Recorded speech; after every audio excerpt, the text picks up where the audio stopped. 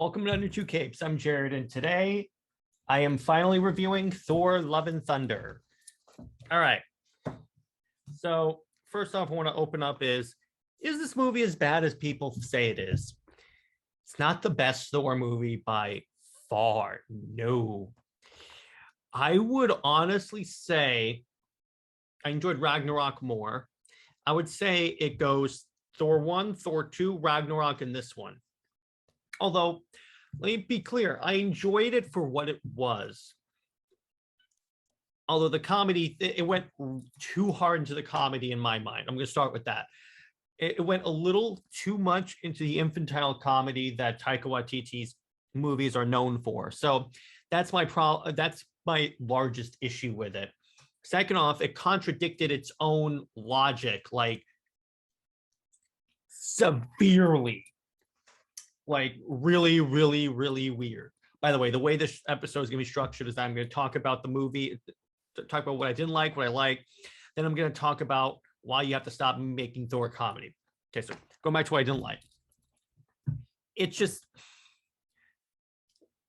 another thing is that at certain points, and we saw this in the trailer and stuff, the CGI didn't really hold up. Like when Thor and Jane first meet, it looks like a Zoom call because the lighting on her face is not like, it does not match the environment. So her face is like illuminated, but the background is like darker because it's supposed to be a night battle. So I'm like, who's the quality control person for this movie? Because I think someone has to lose their job. So there's that. Although I did enjoy Christian Bale as Gore the God Butcher. I thought he played a very good villain. Although there were a few times where his there were a few times when he seemed to go kind of overboard. This movie went overboard on a lot of stuff, and also the way that Thor defeats Gore is kind of like cheesy, which it's like, so okay, so by the way, spoiler, this is gonna be heavily a spoiler review. So I'm warning you once, spoiler from this point on.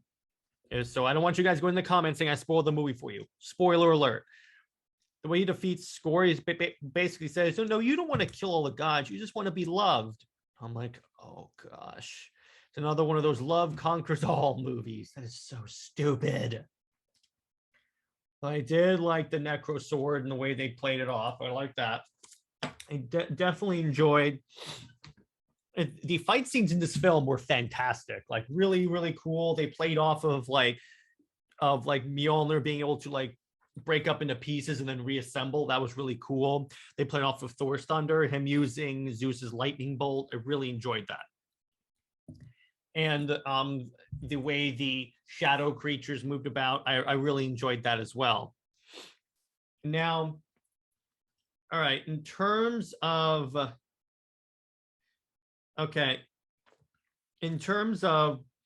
female Thor, in other words, Jane Foster Thor, here's what I did like. She didn't replace Thor at the end of the movie like we all thought she was going to, because spoiler alert, she dies. At the end of the movie, she died because those of you that don't know, Jane Foster Thor has cancer. And the more she uses Mjolnir, the less her body's able to fight the cancer. So she has this final battle where she shows up to help Thor. And then she dies. She actually dies. It's not like Thor gets a wish to keep her alive. No, she dies. But she goes to Valhalla for some reason, and someone behind me at the movie theater even pointed this out. So they say in the movie, like earlier, that you don't get to go to Valhalla unless you die actually in battle. Not like if you're just lying there and you bleed out. No. That's not the way it works. In this movie, at the end of the movie, she dies from cancer, not from the battle, but from cancer, then ends up in Valhalla. So I'm like, wait a second here. That doesn't work. So that's one of the many ways that this movie violates its own logic throughout its plot. And then, so the way they explain Mjolnir going to Jane is stupid because it's like, okay, so Thor said, please protect Jane. Promise me you'll always protect Jane. And then apparently he can enchant his weapons, which no one knew he could do, the way they could possibly explain it is that because in Ragnarok he technically becomes king of Asgard. Well, actually no, because in this universe, at the end of Endgame, Valkyrie becomes king of Asgard. They still call her King Valkyrie instead of Queen. So I'm like, oh, that's weird. But anyway, when they, so it actually doesn't work. So like again, a couple of logical leaps in this movie that are weird. However, what I did like is I love the Guardians of the Galaxy's inclusion. I definitely like seeing Chris Pratt's Peter Quill, Rocket Raccoon, and all the people in the beginning of the movie. You can tell they're probably going to go after Gamora from Endgame. I also really liked. Okay, so here's a surprise person in this movie that was a surprise cameo. So, all right. Okay, so I'm trying to bring this up. Okay, so Gore's wish is that his daughter comes back to life. So she does, but you see her, she's like all covered with stars and everything. And I'm like, that's the character known as like Destiny. I think that's what her name is. Well, let me see. So the child's name is Love, but what's cool is that when you see Love, she becomes like full of stars and stuff. So that's actually like it's Eternity. So that's actually really cool that they included that character, even though no one probably knows who that character is. So that's about where I go on this movie in terms of what I like. Now, in terms of like criticisms, what I did like, again, action scenes, visuals for the most part were pretty good, like the cinematography. Most of the CGI was good, although there were some sections where it really fell apart.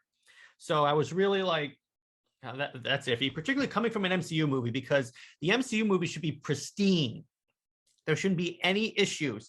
So when you see this, when you see like that scene where Thor meets Jane, the scene where Thor takes off with Zeus's lightning bolt, that kind of like, it doesn't exactly bode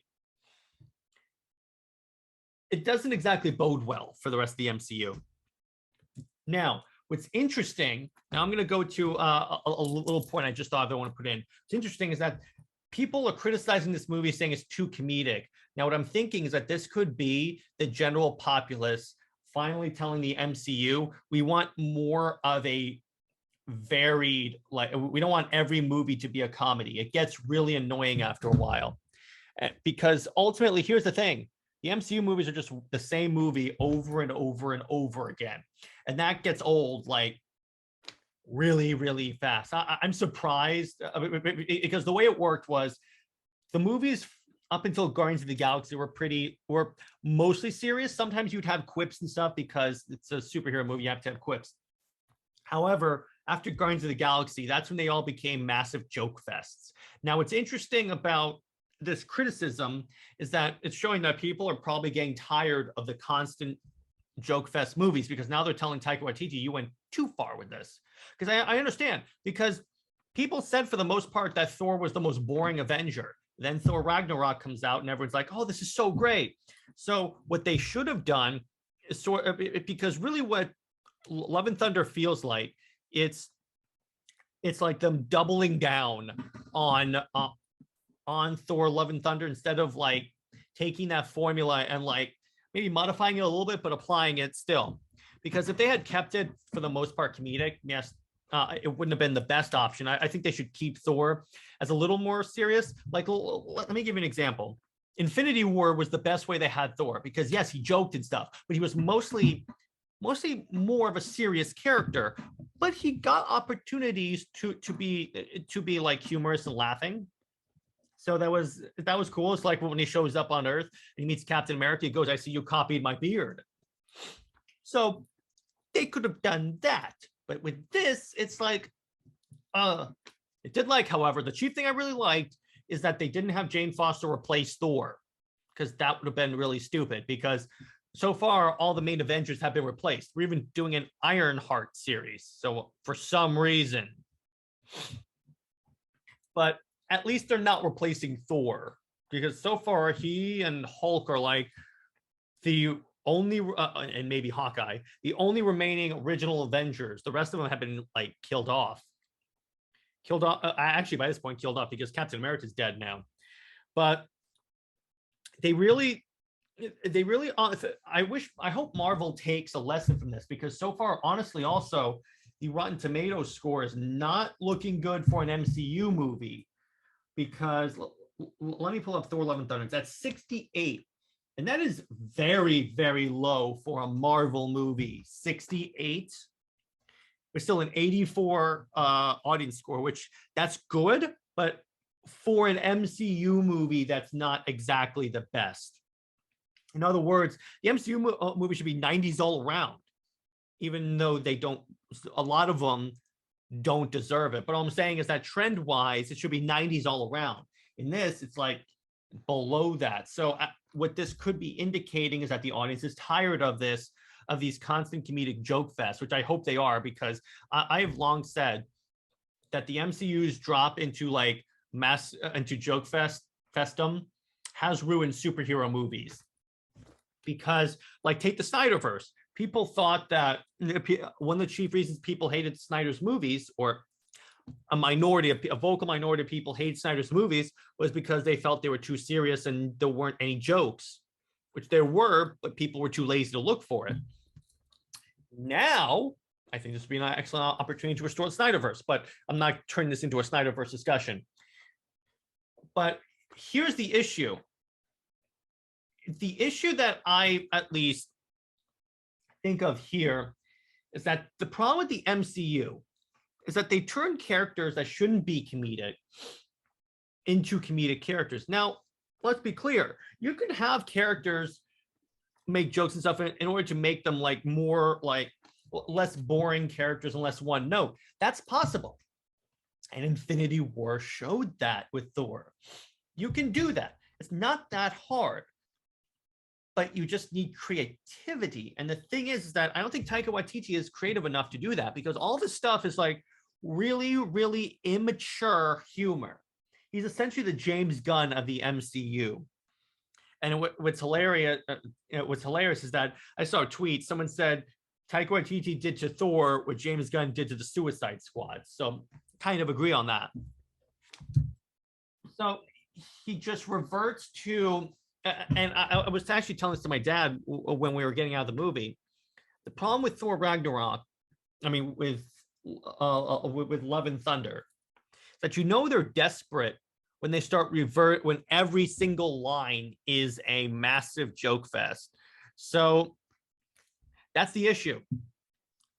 It just seems creatively lazy at this point. Although, let me be clear again, I didn't hate the movie. It just was not the best MCU movie and definitely not the best Thor movie whatsoever. It's bad when people are holding the Dark World above this movie. And I like the Dark World. I don't think it was that bad. But it just gets really like, and also the problem with another problem with this movie is that they keep playing the same jokes over and over again to the point they get old. Like the screaming goats. That was funny for like, I would say probably the first like 2 times that happened. But they just kept playing it over and over and over and over again to the point where people are like, we get it. They're screaming goats. Just stop. The one joke that I did like is when Thor was trying to call him Mjolnir, then Stormbreaker just rolls up and Thor's like, oh, hi, Stormbreaker. I was actually calling you the whole time. And the Stormbreaker starts reacting to, starts acting jealous with Thor. So I did like that. Again, there were some jokes that were actually really good, but there were some that either were overplayed or just plain dumb. Like he gives his hammer its first beer, so he just pours beer on it. I'm like, okay. Or what I referred to in the beginning of this episode, where he all of a sudden has these powers, like he can he can bless weapons. In other words, he can like enchant weapons, like when he enchanted Mjolnir and said, take care of Jane, or when he gave these kids his powers. The kids part was like, while it was cool at the moment, now I think about it, I'm like, okay, there are some plot holes with that because he's never shown any indication that he has the power to do this. But all of a sudden he has the ability. I can give people powers. Why didn't you do that in the beginning? Or you need an army. Why didn't you take the Asgardian army to get your kids? Instead of going to like a caricature of Zeus and the other gods to recruit an army of gods. Excuse me. If you can imbue people with powers, Thor up the Asgardians and then just go to war against Gore. That's really simple. You wouldn't have to even go to Omnipotent City, which, by the way, they just show up there. It's like, okay, so wait a second. You're telling me my favorite thing, one of my favorite like contrivances is that he says, okay, we have to go to Omnipotent City, that he just all of a sudden goes to. There's no journey to find it. They just go there. I'm like, okay, this is really dumb. And also, here's the other thing. It probably would have been better had this movie been longer, because everything just feels so crammed in there. Because it's so short. It's like 119 minutes. I'm like, what? That is almost 2 hours, as a matter of fact. The running time is about, so 120 minutes is, yeah, it's almost less than 2 hours. I'm like, what? Are you kidding me? That is like, that's ridiculous. Now, I'm trying to be as positive as I can be. Now, in terms of again, another thing I did like, I liked how Jane could like separate Mjolnir into its different components, and then there was that one shot where Jane first shows up, and you see the hammer like rebuild itself. I was like, oh, that's cool. That's cool. And the idea that Stormbreaker is the key to unlocking eternity, that was cool. So it was like a fight for him to keep his axe. So I dug that. I liked Christian Bale as the bad guy. I think he was really good. I liked his motivation because he wanted revenge on the gods. Because his thinking was, okay, so we spend all this time worshiping these beings, but they don't really do anything for us. So why should we bother? If they don't care about us, why should they exist? Why should they have these powers? So I accepted that. I think that was really cool. That was an interesting way to I guess to explain his motivation, because remember, he also prayed that the gods would save his daughter, and they didn't.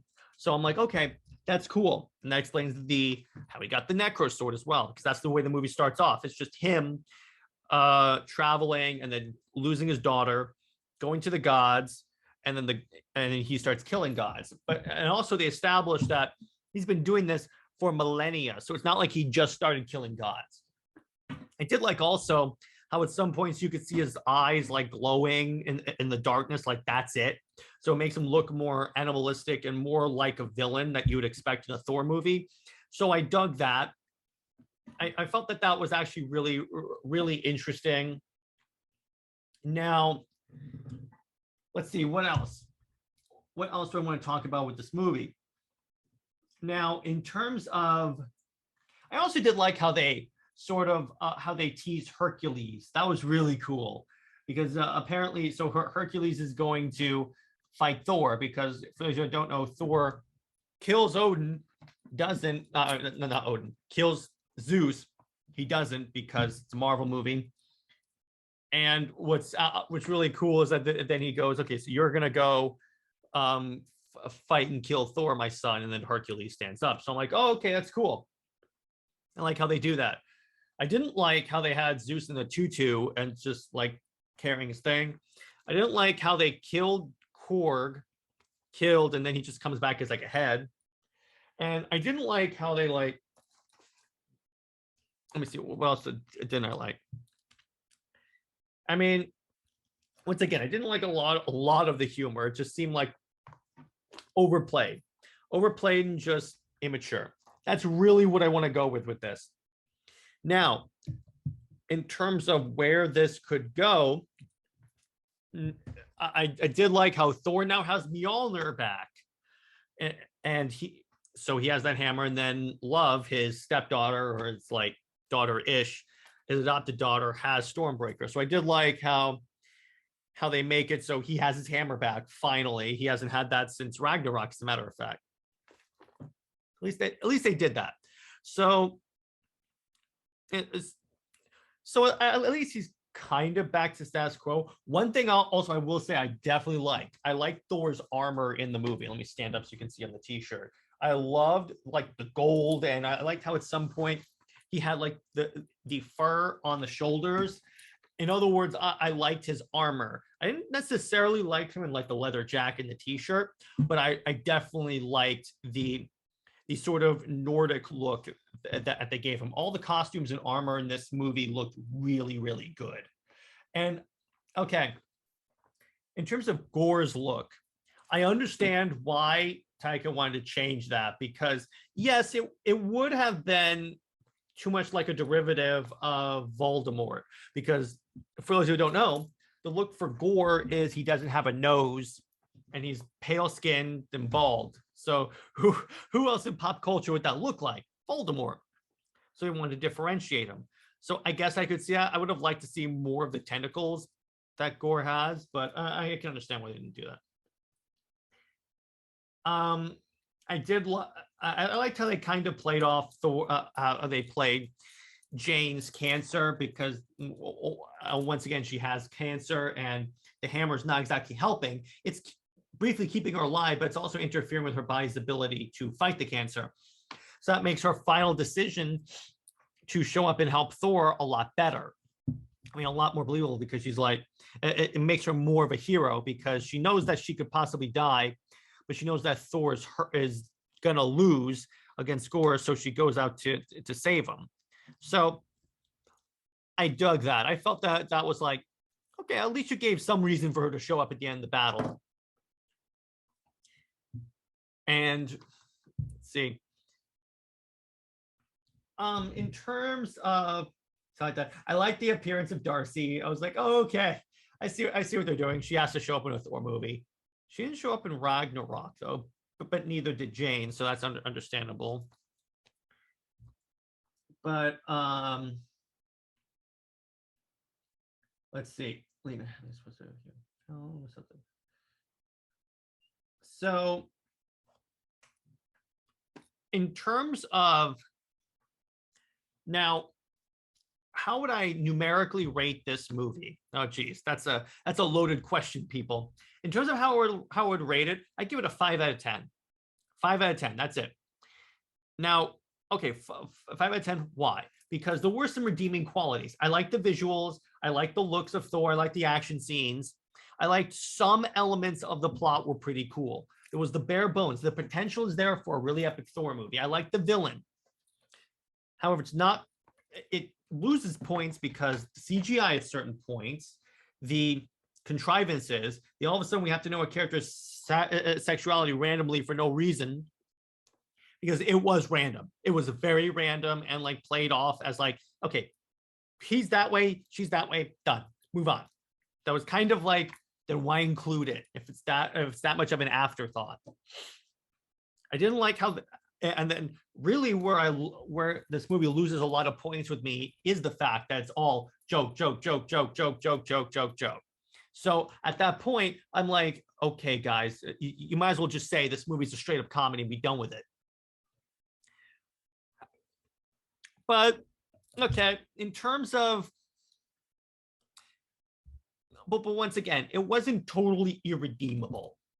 It's not like a Captain Marvel where it's like total bad stuff. But it's definitely not the best MCU movie to date. That's still Spider-Man No Way Home or Avengers Endgame. But the Avengers Endgame, I'm going to put a caveat if you've watched the other movies. But this is very much not the best Thor movie. One was the best. One was absolutely the best. Followed by 2, 3, and actually it goes 1, 2, 3, 4. There you go. And that's 100% in there. One more thing I did like, they got rid of the fat Thor body, because I felt that that was too much of a joke, played off too much for comedic value in Avengers Endgame. And I liked how they immediately, in 5 minutes, got rid of it. So I'm like, oh my gosh, thank you. That's like the first thing they say. Korg is telling kids the story, and he's like, he went from dad bod to god bod. So I'm like, oh, thank you so much. Also didn't like how one of the other things I didn't like is how they made Thor like meditate and stuff. And I'm like, have you not read the comics, dude? I'm like, dude, stop it. It's like Taika Waititi was like grabbed a bunch of Thor trades, flipped through them, and was like that, without reading the context or anything like that. Like female Thor, yeah, kind of like that. Move on, kind of like that. So I'm like, oh man, this is really annoying. Okay, now, will this lead to Marvel changing some things? Not likely, unless the movie goes rotten, which it could still, but it's still certified. It's still not rotten. So I would say,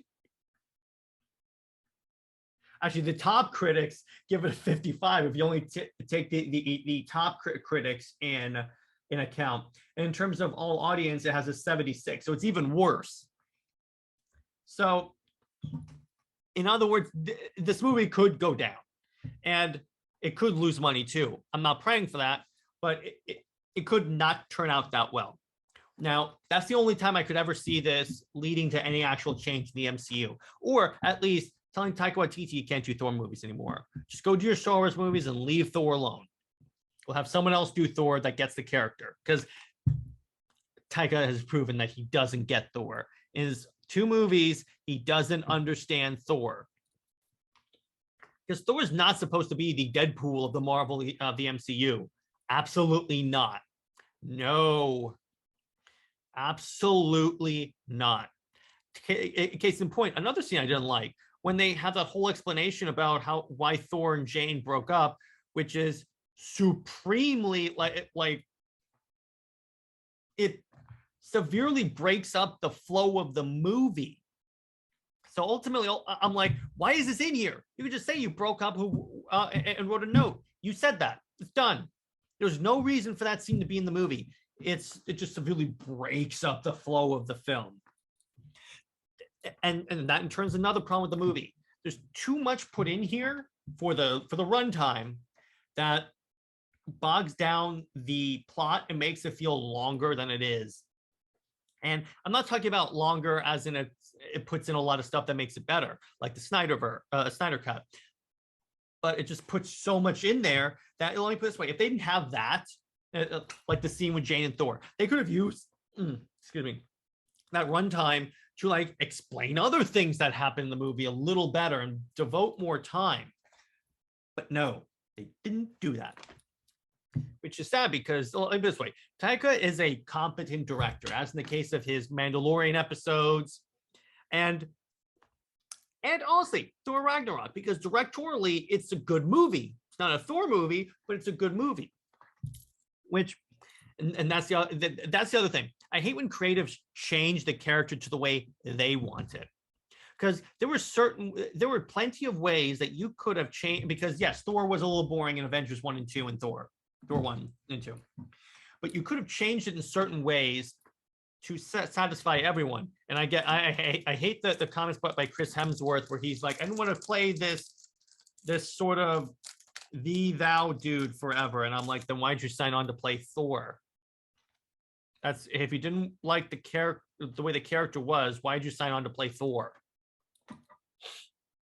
But beyond that, I'm not going on a rant about past comments by actors, because that could be its own episode. So let me just get a glass of water.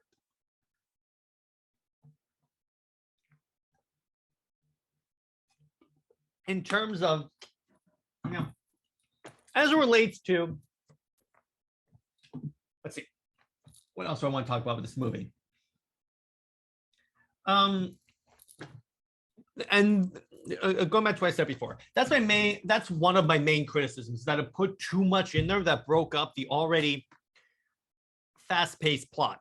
In other words, the movie's going really well, then just stops to explain why Thor and Jane broke up, which would be better if this movie were longer. Because for the length of this movie, it's about 2 hours, 5 minutes. For the length of this movie, it feels out of place, and like it like completely stops the plot. The plot's moving, and then all of a sudden, screech. You can't do that. If you wanted to include that scene, fine, make the movie longer.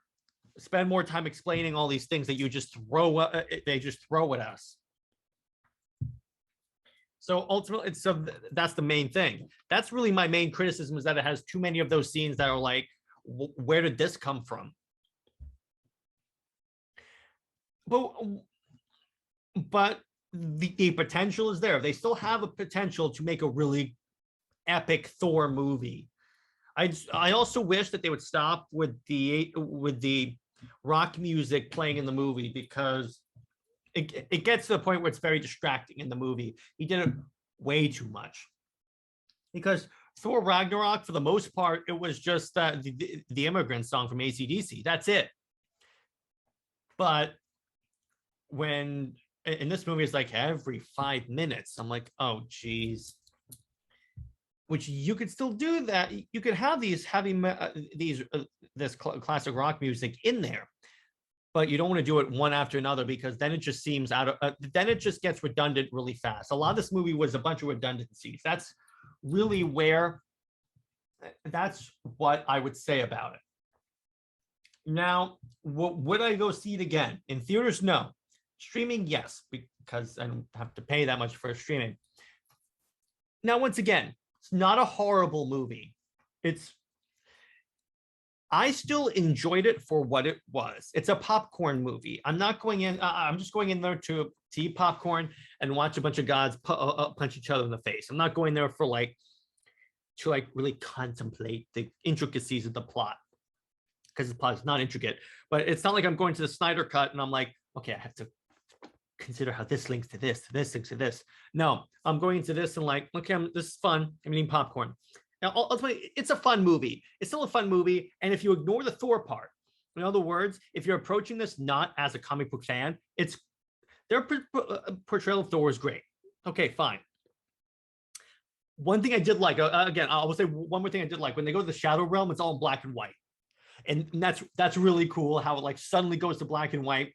And then when they use like a torch, or like Jane uses Mjolnir to light the way, it goes slightly color. Like that's the light, it's the color.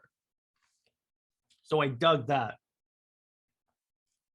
But another thing, wait, speaking of that scene, there's one more thing that I want to say. All right, so there was an inscription in the temple that they go to in the Shadow Realm that shows, okay, Stormbreaker's the key. But wait a second, Stormbreaker just showed up. This inscription looked like it was like thousands of years old, but wait a second. He got the thing, he got Stormbreaker let's say 6 years ago, 6 or 7 years ago, going on to from Infinity War to now. So I'm like, wait a second, why would there be an inscription there saying that Stormbreaker is the key? And it looks like the Stormbreaker that has Groot's arm. So wait a second here. How does that work? So again, that's a plot hole too. So very plot hole. That's a little too convenient. Okay, so that's why he needs Stormbreaker. Wait, it just doesn't make sense. There's a good bit of this movie that just doesn't make sense. Case in point, it's personified by Jane going to Valhalla, even though she didn't die in the battle. She wasn't stabbed by Gore. Killed by cancer 5 minutes after the battle, which that's fine. But when you previously established that you have to die in the battle to go to Valhalla, like, oh geez, this is not working. Again, and that gets into one of my chief criticisms. It contradicts its own logic too many times. And that's ultimately where I'm going to conclude my review of Thor, is that it's contradictory logic, the movie. But once again, let me put this way. If you guys like Thor Ragnarok, I think you guys will enjoy this movie. It's a fun ride. And again, it's not the best ride, but it's a fun ride. And Chris Hemsworth nails it as Thor, as usual. I liked this portrayal of Jane Foster, chief because she didn't replace Thor. He still had his power. They didn't do the whole unworthy Thor thing where she's more powerful than he is. She just shows up. She has Mjolnir, but he has Stormbreaker. And then he gets Mjolnir back at the end. So that was cool. I dug that. And in terms of Valkyrie, I guess I kind of liked her, I guess. She's not my favorite Thor character. Korg was a little annoying in this one, but okay, I took it. So that's what I'm going to leave it, 5 out of 10. That's about where really as high as a score as I can get it for all the reasons that I provided. Now, I want to conclude by talking about what's next for the podcast, about podcast and YouTube channels. So we have many different books on the way for Indie Wednesday. I'm going to be doing more of the audience suggestions for Indie Wednesday. Additionally, we have quite a few interesting guests coming on the show later. I'm not gonna tell you who they are because I want it to be a surprise. And if you guys are at Florida SuperCon, we will be there. At the time that this gets uploaded, we will actually be there because we're going to be there on Saturday. So this will go up on Saturday, and then we'll be there. So if you guys see us, stop by and say hi. We'd love to be able to to meet the fans of the show. So that's really where I'm going to leave this, because ultimately this was a cautionary tale for Marvel.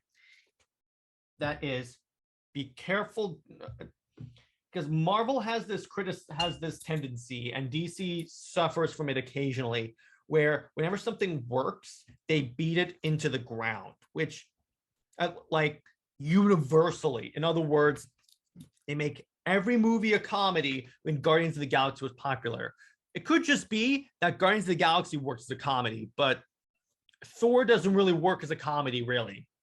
Doesn't really work. And I hope that this is the last time we see Taika Waititi on Thor, because I think he's done a lot of damage to the character, because Thor does seem kind of dumb in this movie. So it's ultimately that's what I'm going to leave it, because your title character should not be the sub thought of the movie. That's what I'm going to leave it. I think that's a good place to end this episode. In terms of, let's see, what else can we talk about before I log off? In terms of Superman possibly coming back in Black Adam, we have that to look forward to. We have San Diego Comic-Con coming up, and we'll be looking for any reveals. We know that Black Adam's going to be presenting, so we'll see if they give any indication of Henry Cavill showing up. You know that Nick from the Phoenix Press has indicated that his prediction is that Henry Cavill's Superman is going to show up. Henry Cavill is going to show up at the San Diego Comic-Con panel, and he'll say, "Yeah, I'm in this movie." And then he according to Nick, he'll be in a black Superman shirt, and they'll go like, "Black's more my color," or something like that, or he'll be wearing a regular Superman shirt and say that. So we'll see what happens with that. I think it's going to be really fun. It's going to be really fun. I think Black Adam is one of the DC movies that I really feel I have the most hope for, because I think that that The Rock could do very well. And plus, here's the thing: he's like a very high up producer on the movie, so he could conceivably say, "Hey, I want to do a Snyderverse." So if it's popular. Here's the thing: if Black Adam's popular,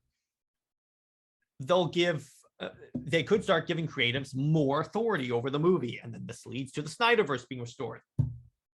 So that's where I'm going to leave you. Hope you guys enjoyed this episode.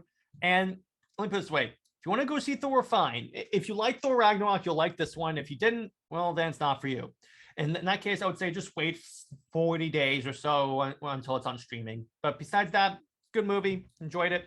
Stay at work, everyone. Bye-bye.